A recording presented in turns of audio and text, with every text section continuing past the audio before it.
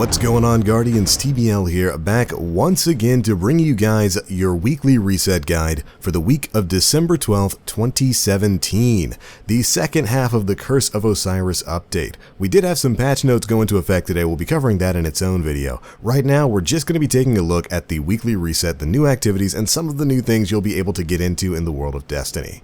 First up this week, your flashpoints are on Mercury, so complete public events, or rather public event, since I'm only aware of one public event that spawns on Mercury, on that planet for this week. We've got our weekly heroic strike playlist, our normal strikes, and of course our nightfall this week is Savathun's Song. That means, of course, the normal version of the Nightfall this week is going to be available to all Destiny 2 players. Your modifiers are momentum, so you'll need to sprint in order to trigger your health and shield regeneration, and of course, time warp anomalies, where strange anomalies have been detected in the area. Destroy them to release temporal energy and extend the mission timer. Now, as a quick note, there of course have been some changes with some prestige activities, but the normal Nightfall is still going to be power level 270 recommended, and the prestige for the Nightfall is still going to be 330.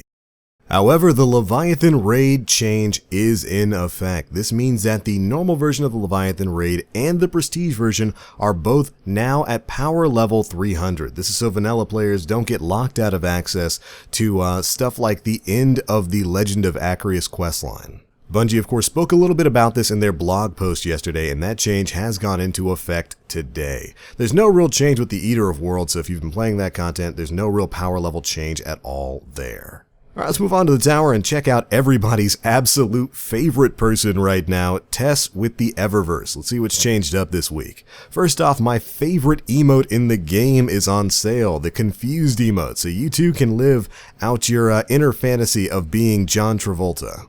And if face-off isn't your type of thing, you can of course go with the Dancy Dance and pretend you're from Greece instead. You can pick that up just so you can show off your poor dancing skills to Argos in the new raid lair.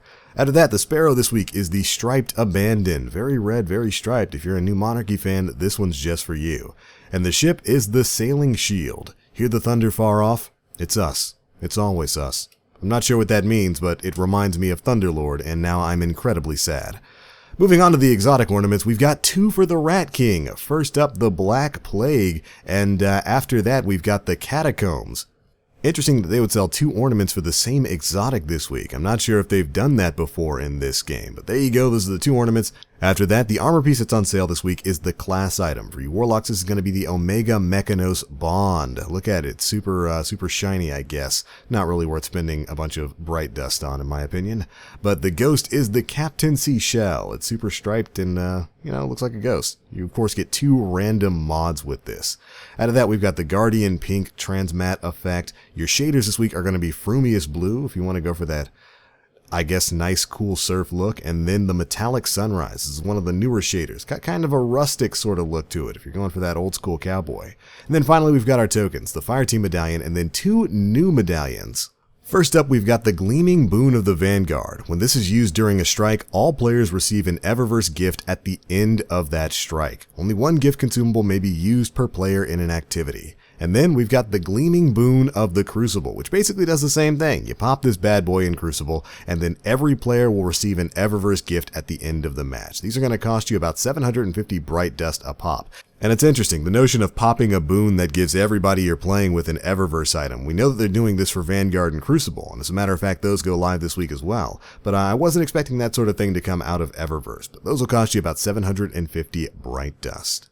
But let's move on, because there's been some changes with Commander Zavala. This week, the Titan Vanguard's got some new stuff for you, including the Boon of the Vanguard. When this is used during a strike, all players will receive a Vanguard gift at the end of that strike. This is something Bungie's talked about. It's basically the same as the Eververse boons, except you can buy this for 10 legendary shards. You pop it during a strike, everybody's going to get a Vanguard item at the end of it. That's kind of neat. Can't wait to try it out. And of course, we now have our Vanguard vendor items up for sale. Stuff like these weapons. You'll be able to buy weapons from these vendors now if you've at least reached level 10 with them. If you've redeemed 10 engrams with any of those factions, you'll be able to buy a specific weapon from them that will cycle out each week. For the Vanguard this week, it's going to be the origin story. So get out there, level up those factions, and you'll have something else to spend your legendary marks on.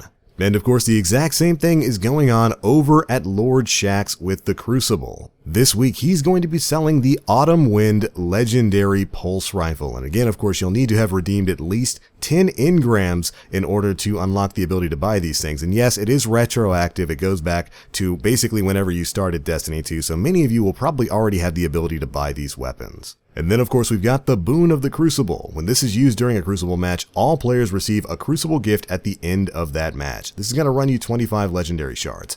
And finally, one last thing, wanted to pick this up and show it off. The Masterwork system is live, and as you can see right there, I just got a Masterworks weapon from one of the engrams I popped in at the tower. And ooh boy, it's a better Devils. Masterworks is going to be the new system of legendary weapons that can sometimes drop from legendary sources. These weapons will either come with the Vanguard Masterwork or Crucible Masterwork ability, which upgrades the weapon to a Masterwork. It'll generate orbs on multi-kills and gain a random bonus stat. Masterwork weapons also gain a tracker that displays the number of enemies defeated by using it. And as you've seen, these Masterwork weapons can drop from basically any legendary weapon source, so engrams and all of that kind of stuff. Or you can upgrade your favorite weapons into a Masterwork weapon by utilizing an item called a Masterwork Core. You can get these items by decrypting other Masterwork weapons, so you can basically decrypt some Masterworks, get those cores, and then put them into your favorite gun. And as you can see, got myself a Masterworks version of the Better Devils right off the bat, which I can compare to the normal Better Devils to show you its better overall handling.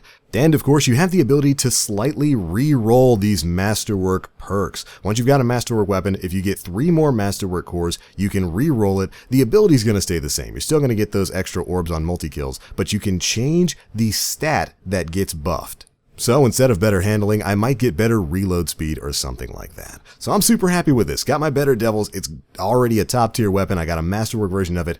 But we're going to do something here real quick for you guys.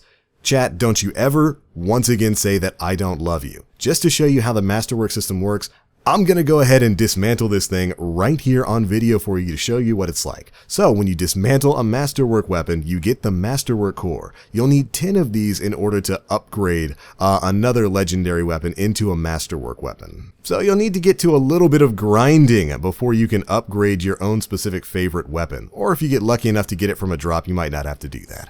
But can I please get an F in chat for that beautiful Better Devils I just sharded for you guys? Thank you, that one hurt. Once again, Masterwork weapons can drop from any legendary source, although you've got a higher chance at getting them from stuff like Trials of the Nine or The Raid. And to finish things up here, over at Brother Vance in the Lighthouse this week, he's got a brand new list of verses for you to go through. This week he's got the Lost Prophecy verse 3, which grants you the Jack, Queen, King 3-hand cannon. Lost Prophecy verse 4, which grants you the Machina Day 4 pulse rifle. And finally, Lost Prophecy verse 10, which rewards you with the Future Safe 10 legendary sword. And there you go, Guardians. That is it for your weekly reset guide for the week of December 12th, 2017, the second half of the Curse of Osiris update. There's quite a few new things that just got added to the game, so you no doubt have some grinding to do. So we'll let you go. Thanks so much for watching, and if you enjoyed, feel free to drop a like and make sure you subscribe to stay up to date with all of the latest Destiny 2 news, information, guides, and everything else.